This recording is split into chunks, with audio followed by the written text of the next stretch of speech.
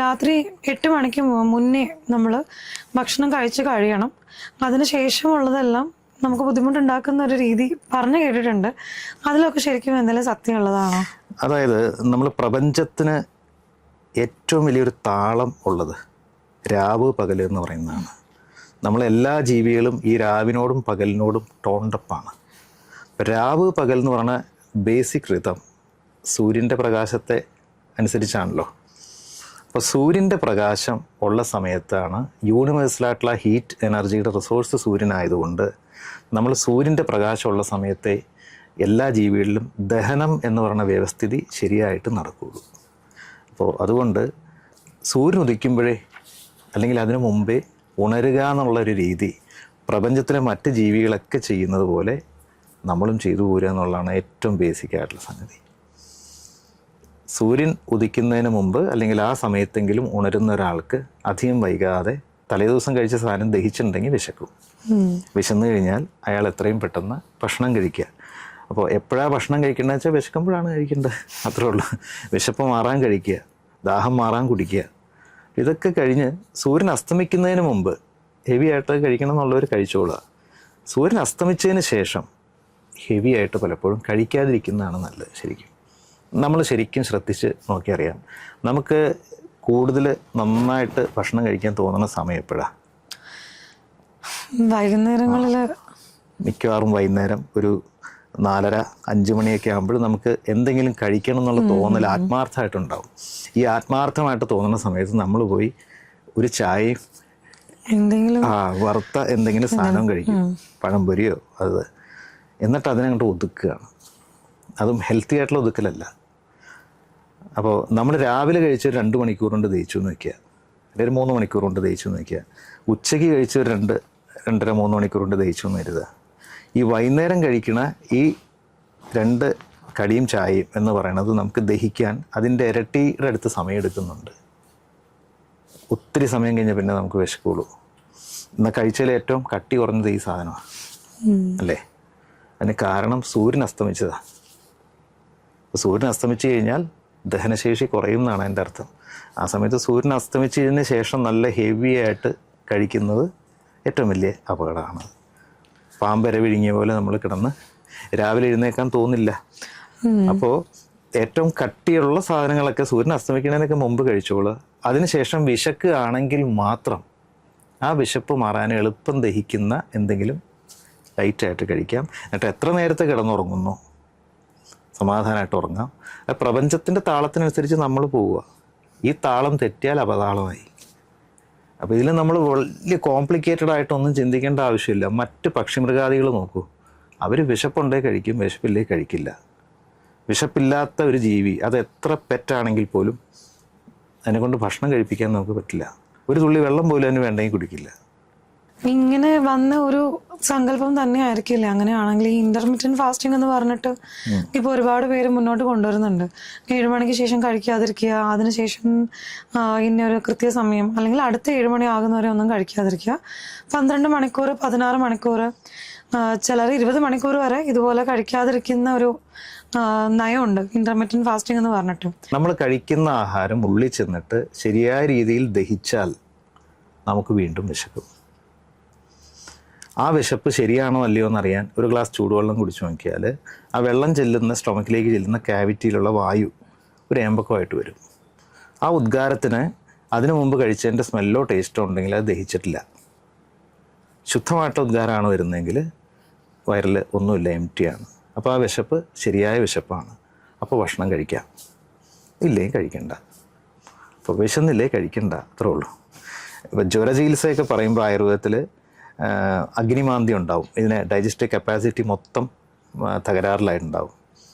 വിശക്കുന്നവരെ ഉപവസിക്കുക. അപ്പോൾ നമ്മൾ ഡീഹൈഡ്രേറ്റഡൊക്കെ ആവാതിരിക്കാൻ വേണമെങ്കിൽ എന്തെങ്കിലും കഞ്ഞിവെള്ളം ഉപ്പിട്ടൊക്കെ കുടിക്കാം. ഖരരൂപത്തിലൊന്നും കഴിക്കാതിരിക്കുക.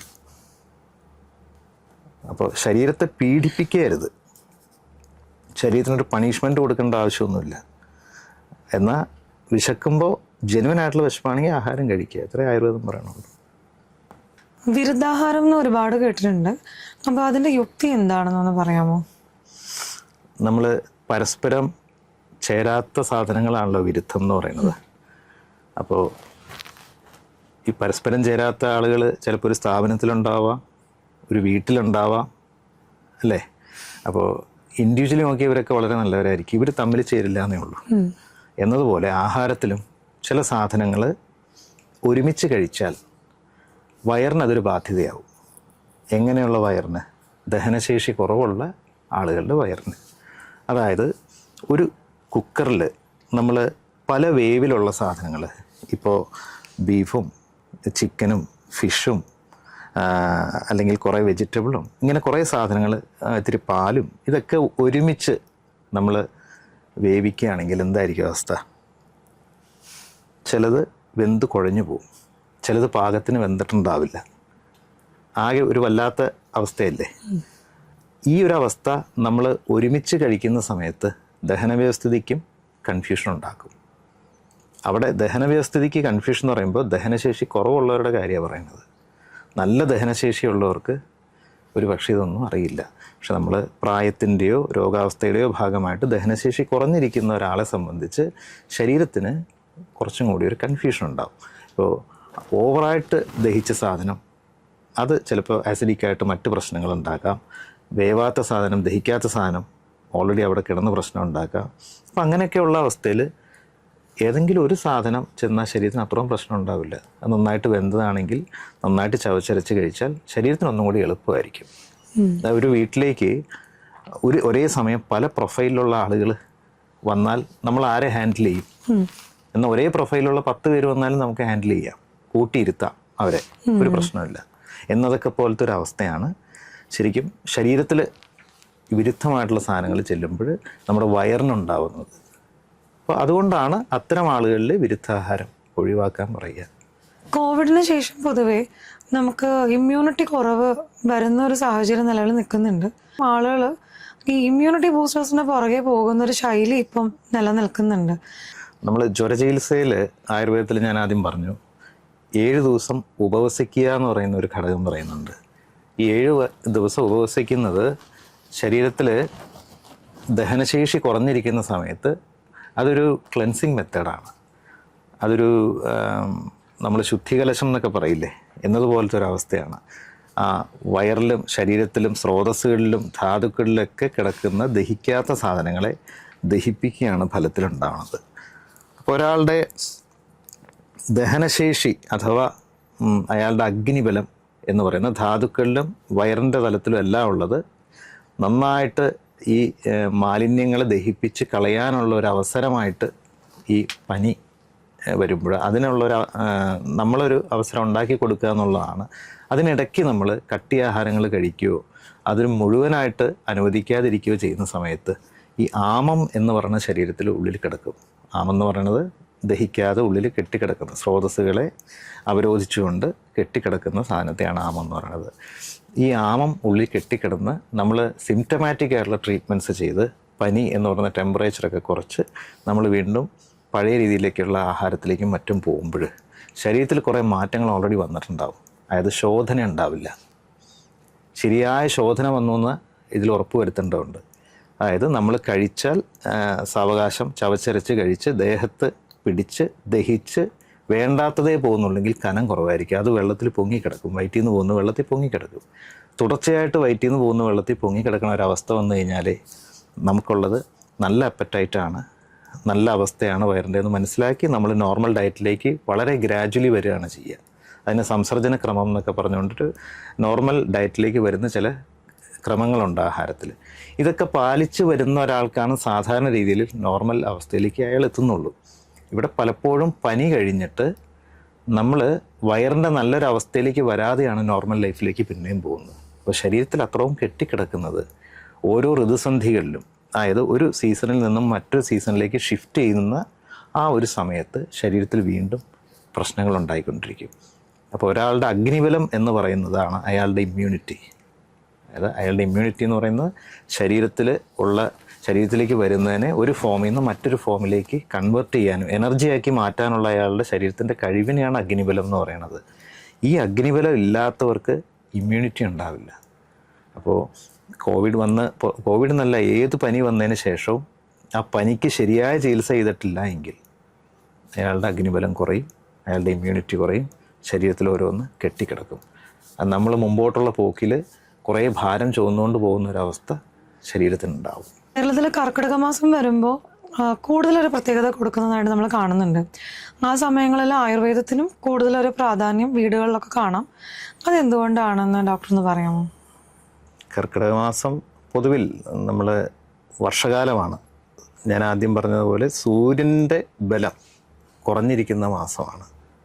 അത് ഒരു ദിവസത്തിൽ സൂര്യൻ ഏറ്റവും കുറച്ച് സമയം മാത്രം പകല് നമുക്ക് കരുത്തോടെ ഇരിക്കുന്ന അത് ഏറ്റവും കുറവാണ് കർക്കിടകത്തിൽ.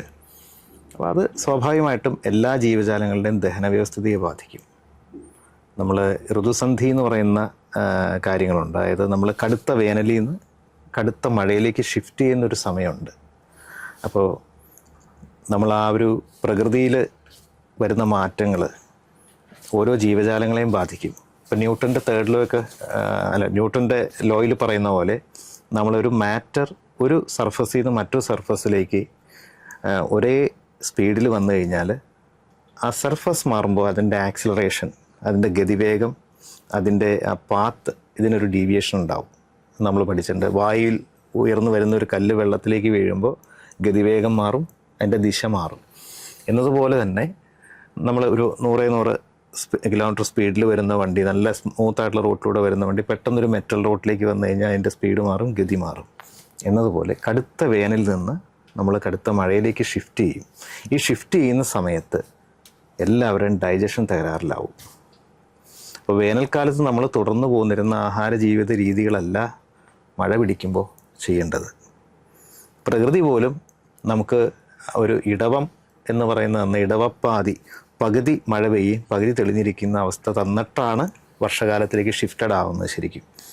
അപ്പോൾ നമുക്കത് ആ ഒരു സമയം നമ്മുടെ ഡൈജസ്റ്റീവ് സിസ്റ്റത്തിന് തകരാറ് പറ്റാതെ നമ്മൾ കട്ടിയുള്ളതോ വറുത്ത് പൊരിച്ചായിട്ടുള്ള സാധനങ്ങളൊക്കെ കഴിക്കാതെ ഏറ്റവും എളുപ്പം ദഹിക്കുന്നത് കഴിച്ചു പോയി കഴിഞ്ഞാൽ പലപ്പോഴും അസുഖങ്ങൾ വരില്ല ആ സമയത്ത്. അതല്ലാത്തവർക്ക് പകർച്ചപ്പനി എന്ന് പറഞ്ഞുകൊണ്ടുള്ളത് ഈ വൈറസുകളും ഈ പറയുന്ന എല്ലാം എല്ലാ സമയത്തും ഉണ്ട്. പക്ഷെ നമ്മുടെ ഇമ്മ്യൂണിറ്റി കുറയുന്ന സമയത്താണ് നമ്മളെ ബാധിക്കുന്നത്. ഇമ്മ്യൂണിറ്റി കുറയുന്നത് നമ്മുടെ ഡൈജസ്റ്റീവ് കപ്പാസിറ്റി കുറയുന്ന സമയത്താണ്. അപ്പോൾ അത് സീസണലായിട്ടുള്ള ബന്ധം കൊണ്ടാണ്. അപ്പോൾ കർക്കിടകമൊക്കെ ആകുമ്പോഴത്തേക്കും മിക്കവർക്കും അസുഖങ്ങളൊക്കെ ആയതുകൊണ്ട് നമ്മുടെ ഇമ്മ്യൂണിറ്റി രക്ഷിക്കാൻ വേണ്ടിയിട്ടാണ് ശരിക്കും ചികിത്സകളും ലളിതമായിട്ടുള്ള ആഹാര രീതികൾ പറയുന്നത്. അവിടെ നമ്മൾ ഈ ഒരു ദോഷങ്ങൾ 3 ദോഷങ്ങളും കോപിക്കുന്ന സമയമാണ് ശരിക്കും കർക്കിടകം. അപ്പോൾ അതുകൊണ്ടാണ് നമ്മൾ അവിടെ ദോഷത്തെ സമാവസ്ഥയിൽ നിർത്തുന്ന അതായത് ദോഷകോപം ഉണ്ടാക്കാത്ത ആഹാര ജീവിത ശൈലി നമ്മൾ പിന്തുടരുന്നത് അതുകൊണ്ടാണ്.